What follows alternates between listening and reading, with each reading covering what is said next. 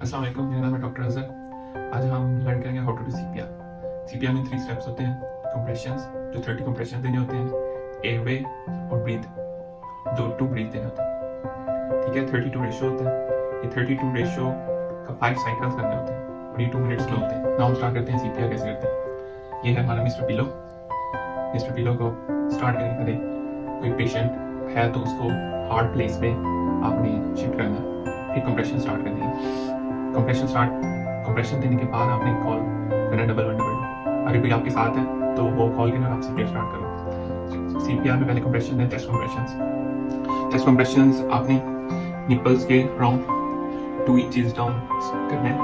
First hand like this and second hand overlap करके ऐसे, और एल्बो स्ट्रेट होने चाहिए। ठीक है, और आपका पूरा बॉडी वेट आना चाहिए और 2 इंचेस डीप, लाइक 1 2 3 4 ये 30 करके फिर आपने हेड को,